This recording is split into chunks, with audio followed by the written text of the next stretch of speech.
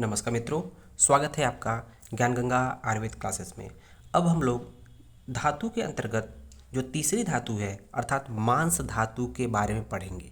तो जैसा कि जानते हैं, इससे पहले हम लोगों ने रस धातु और रक्त धातु को पढ़ा था, जो कि क्रिया शारीर के सेकेंड पेपर के अंतर्गत आता है। अब मांस धातु को पढ़ने से पहले ये जानना जरूरी है कि मांस धातु के अंतर्गत NCISM के अकॉर्डिंग जो सिलेबस है वो क्या है। NCISM में जो सिलेबस बताया गया है मांस धातु के विषय में, उसका क्या सिलेबस है। तो एक एक करके सिलेबस के बारे में देख लेते हैं, उसके बाद उस पर्टिकुलर टॉपिक के बारे में बात कर लेंगे। देखेंगे, पहला पॉइंट पढ़ना है इटमोलॉजी। इटमोलॉजी अर्थात उसको उत्पत्ति कहते हैं। यहाँ पर थोड़ा सा क्रॉस हो गया, ऊपर नीचे हो गया। इटमोलॉजी अर्थात उत्पत्ति के बारे में पढ़ेंगे। दूसरा पॉइंट है डेरिवेशन। डेरिवेशन अर्थात व्युत्पत्ति। तीसरा पॉइंट क्या है, लोकेशन अर्थात पर्टिकुलर मांस धातु का स्थान क्या है। चौथा पॉइंट क्या है आपका, प्रॉपर्टीज एंड फंक्शंस अर्थात गुण कर्म। मांस धातु के गुण और कर्म क्या क्या चीज़ें हैं। फिफ्थ पॉइंट देखेंगे हम लोग कि फिजियोलॉजी ऑफ मांस व स्रोतस। जो मांस व स्रोतस होता है उसकी फिजियोलॉजी क्या है, उसके बारे में पढ़ेंगे। छठा पॉइंट हम लोग देख रहे होंगे फॉर्मेशन ऑफ मांस धातु अर्थात मांस धातु का निर्माण किस तरह से होता है, उसके बारे में पढ़ेंगे। सातवां पॉइंट है करेक्टरिस्टिक ऑफ मांसाहार पुरुष अर्थात जो मांसाहार पुरुष होते हैं उसके पर्टिकुलर क्या लक्षण होते हैं, क्या सिम्टम्स होते हैं, उसके बारे में पढ़ेंगे। आठवां पॉइंट देख रहे होंगे मैनिफेस्टेशंस ऑफ क्षय एंड वृद्धि ऑफ मांस धातु अर्थात मांस धातु के क्षय के क्या लक्षण होते हैं और मांस धातु के जब वृद्धि होती है तो शरीर में क्या लक्षण आते हैं, उसके बारे में बताना है। और लास्ट में पॉइंट पढ़ना है 9वें पॉइंट पे कॉन्सेप्ट ऑफ पेशी अर्थात जो पेशी शरीर होती है, पेशी का मांस धातु से क्या संबंध है, पेशी क्या है, उसके बारे में पढ़ेंगे। तो आइए एक एक करके बात कर लेते हैं। तो यहाँ पर देख रहे होंगे हम लोग कई पेज में इसको बनाए हैं, लेकिन आप चाहें तो उसको स्क्रीनशॉट ले सकते हैं, लेकिन सिर्फ स्क्रीनशॉट लेने से कोई विशेष फ़ायदा नहीं होने हैं। लेकिन हाँ, स्क्रीनशॉट का तब फ़ायदा होगा जब हम इसको प्रॉपर तरीके से पढ़ लेंगे, अर्थात जो हम पढ़ा रहे हैं उसको प्रॉपर सुन लेंगे तो आपको पूरा पूरा फ़ायदा हो जाएगा और स्क्रीनशॉट का मतलब समझ में आएगा। तो यहाँ पर पहला पॉइंट जो है, यहाँ पर देखेंगे डेरिवेशन अर्थात व्युत्पत्ति अर्थात जो मांस धातु में मांस शब्द की व्युत्पत्ति अर्थात डिराइवेशन मतलब डिराइव किससे हुआ हो उसको देखेंगे। तो यहाँ दिया हुआ है मांस शब्द, मांस धातु में जो मांस शब्द है संस्कृत के मांग धातु से निष्पन्न हुआ है। मांग धातु से बना हुआ है, निष्पन्न मतलब डिराइव हुआ है, जिसका अर्थ होता है मान अर्थात मापन योग्य होना।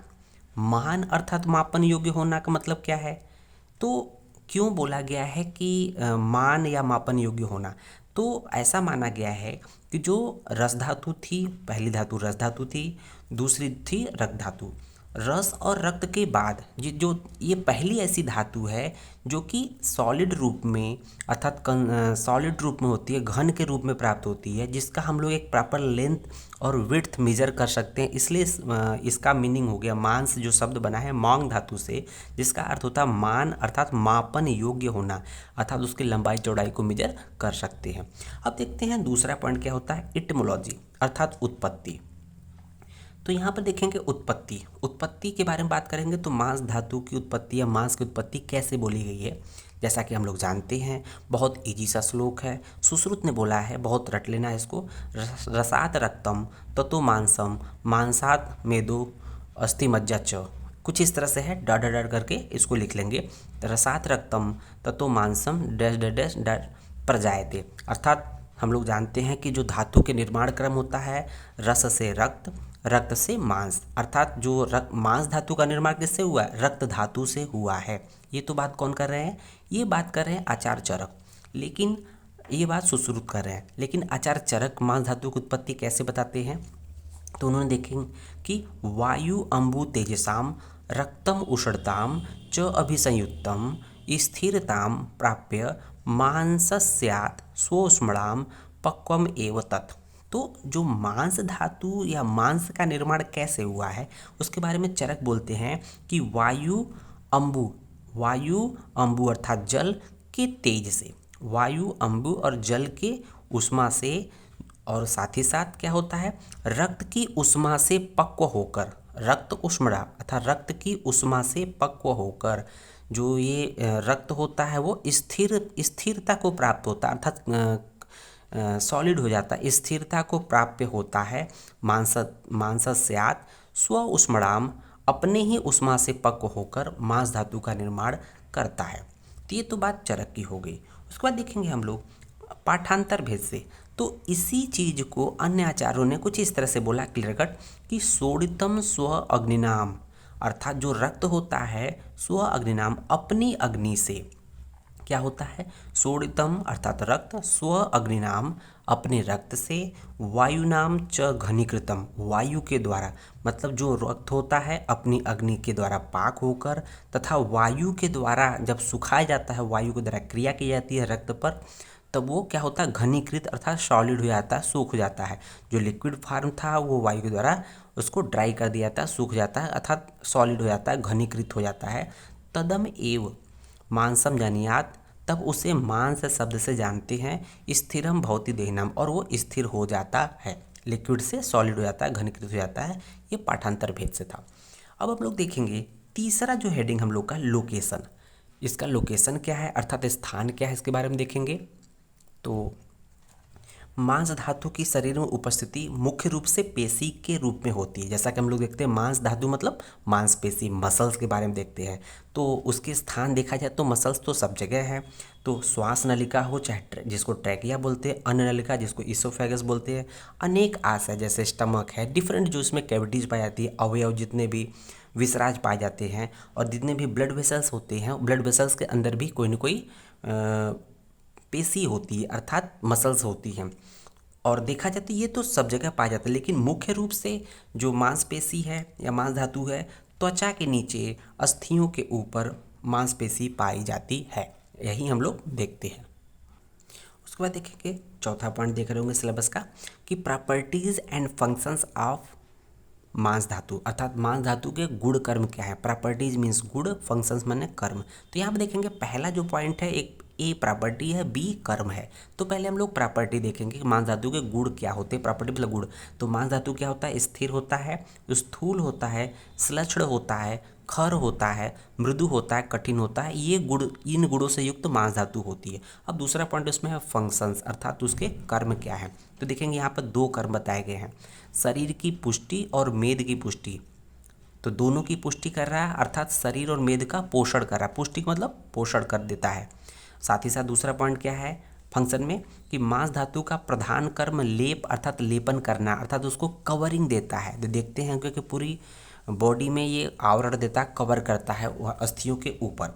अब फिफ्थ पॉइंट देखेंगे हम लोग। फिफ्थ पॉइंट जो है फिजियोलॉजी ऑफ मांस व स्रोता, वेरी वेरी इंपॉर्टेंट पॉइंट है कि मांस व स्रोतस किस तरह से फंक्शन करता है शरीर में, मांस व स्रोतस या micro channels about related to मांस को वहन करने वाले फॉर्मेशन करने वाले जो माइक्रो चैनल्स होते हैं कैसे होते हैं।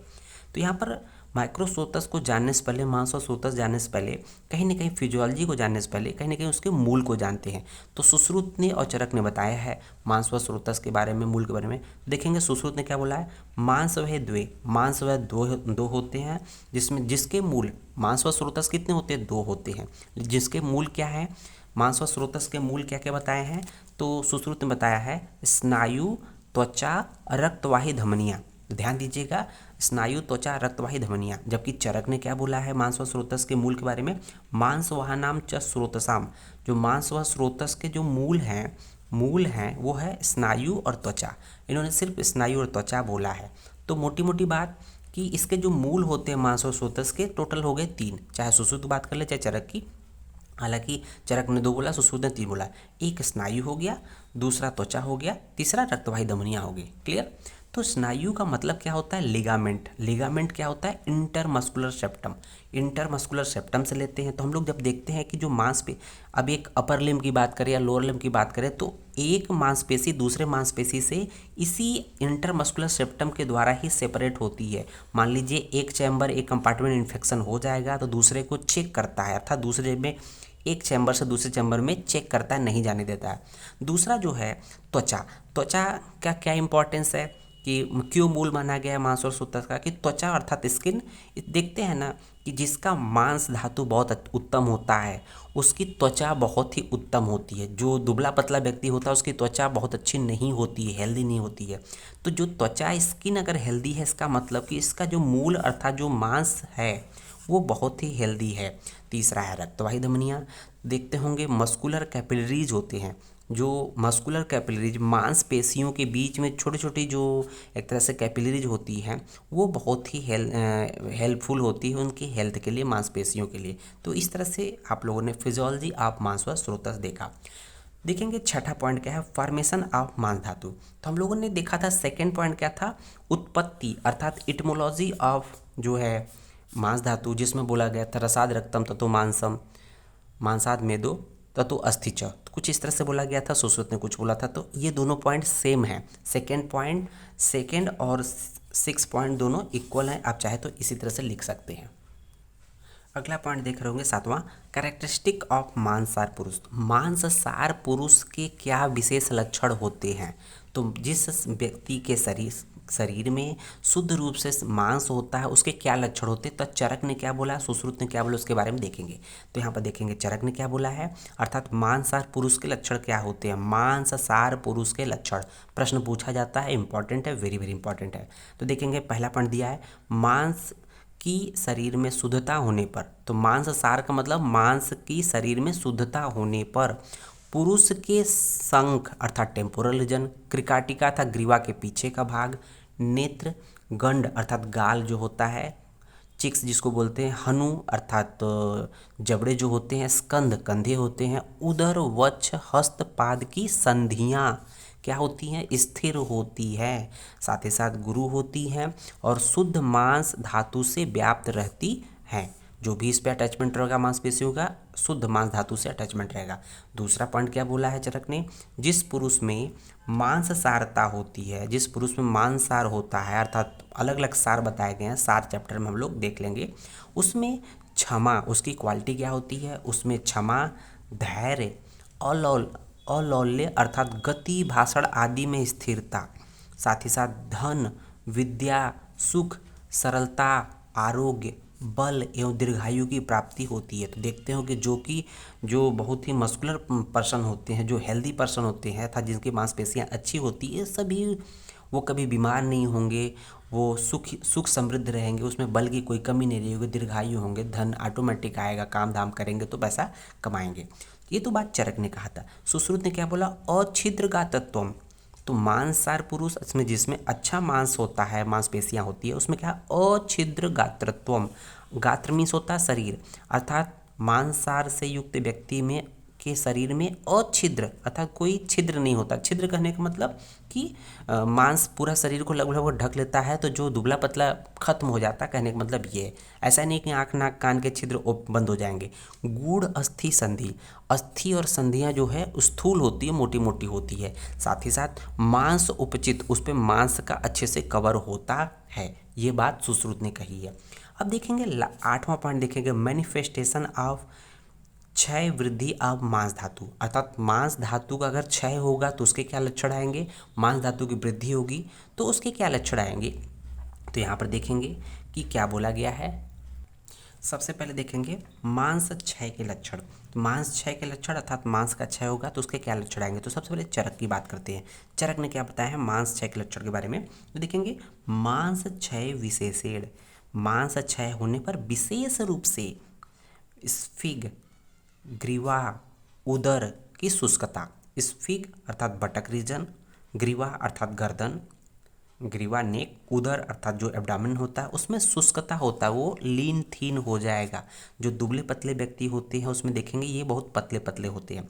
यही बात सुश्रुत भी बोलते हैं।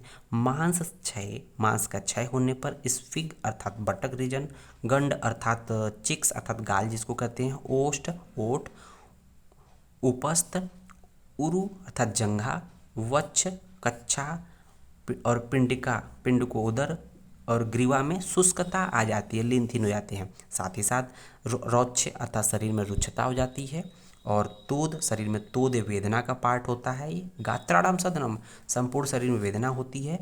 धमनी शैथिल्यम वेरी वेरी इंपॉर्टेंट, धमनियाँ शिथिल हो जाती है। मांस वृद्धि के लक्षण देख लेते हैं। सुश्रुत ने क्या बोला है, मांसम, मांस अगर वृद्धि होती है तो क्या होता है, स्फिग अर्थात इसके जस्ट अपोजिट होता है। तो जहाँ पर ये सब चीज़ें शुष्कता हो रही तो वहाँ पर वृद्धि होगा। तो यहाँ देखेंगे मांसम, स्फिग अर्थात जो बटक रीजन है, गंड अर्थात चिक्स जो गाल होते हैं, ओष्ठ और उपस्थ, साथ ही साथ उरु जंघा जिसको बोलते हैं, थाई, बाहों हाथ हाथ पैर का जो एक तरह से वो पार्ट होता है, जंघासु, ये इसमें बहुत ज़्यादा मात्रा में वृद्धि होगी। और साथ ही साथ गुरु गात्रताम च, शरीर में भारीपन आ जाएगा। तो इस तरह से हम लोगों ने ये पार्ट कंप्लीट कर लिया। धन्यवाद।